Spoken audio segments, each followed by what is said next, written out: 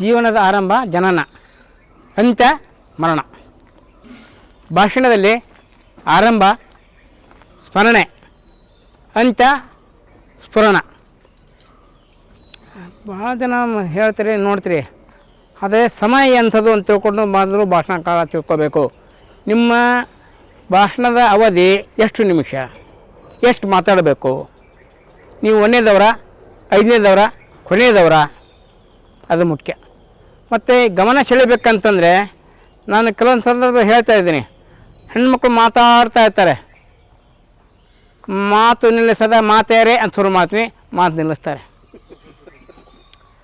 ಪುಟಾಣಿ ತಿಳ್ತಕ್ಕಂಥ ಒಟಾಣಿಗಳೇಂತ ಹೇಳ್ತೀನಿ, ಹುಡುಗರೆಲ್ಲ ಖುಷಿ ಆಗ್ತಾರೆ.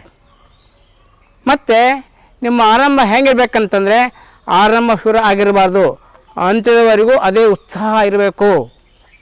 ಮತ್ತು ಕೊನೆಗೆ ಏನೈತಲ್ಲ ಹೇಳೋದು, ಏನನ್ನು ಹೇಳಬೇಕು ಏನನ್ನು ಹೇಳ್ಬೋದು ಮಕ್ಕಳೇ ನಿಶ್ಚಯ ಮಾಡ್ಕೊಂಡಿರಬೇಕು.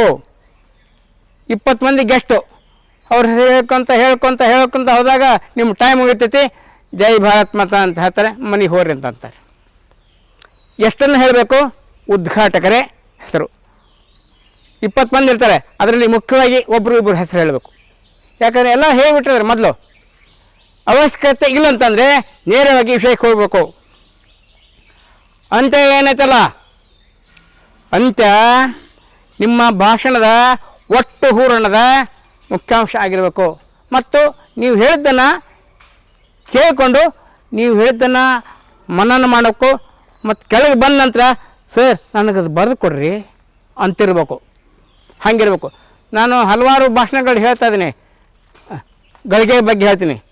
ಕೊನೆಯದಾಗಿ ಹೇಳಬೇಕಾದ್ರೆ ಸದನದಲ್ಲಿ ನಾವು ಅವಧಿ ಅಂತ ತಿಳ್ಕೊಂಡು ಹೇಳಬೇಕಾದ್ರೆ, ಬುದ್ಧ ಬಸವರು ಮನೆ ಬಿಟ್ಟ ಗಳಿಗೆ, ಯೇಸು ಕ್ರಿಸ್ತ ಶಿಲುಬೆಗೇರಿದ ಗಳಿಗೆ, ಮೊಹಮ್ಮದ್ ಪೈಗಂಬರ್ ದೇವವಾಣಿ ಕೇಳಿದ ಗಳಿಗೆ, ಮೊದಲು ಹಳೆಯರ ಮಕ್ಕಳು ಹಸೆಯರಿದ ಗಳಿಗೆ, ಬಸವಣ್ಣ ಕಾಯಕವೇ ಕೈಲಾಸಂದ ಗಳಿಗೆ, ಲಾಲ್ ಬಹದ್ದೂರ್ ಶಾಸ್ತ್ರಿ ಜೈ ಜವಾನ್ ಜೈ ಕಿಸಾನ್ ಎಂದು ಹೇಳಿದ ಗಳಿಗೆ, ನ್ಯೂಟನ್ ಕೆಳಗೆ ಬೀಳುವ ಹಣ್ಣನ್ನು ಕಂಡ ಗಳಿಗೆ, ಆರ್ಕಿಮಿಡಿ ತುಂಬಿದ ತೊಟ್ಟಲಲ್ಲಿ ಮುಳುಗಿದ ಗಳಿಗೆ, ಕಿತ್ತೂರು ಚೆನ್ನಮ್ಮ ತ್ಯಾಕಳಿನ ಕೊಂದಗಳಿಗೆ, ಬಸವಣ್ಣ ಕಾಯಕವೇ ಕೈಲಾಸಂದಗಳಿಗೆ, ಇವೆಲ್ಲ ಗಳಿಗೆಗಳು ಶತಮಾನದ ಗಳಿಗೆಗೆ ಸಾಟಿ ನೋಡ.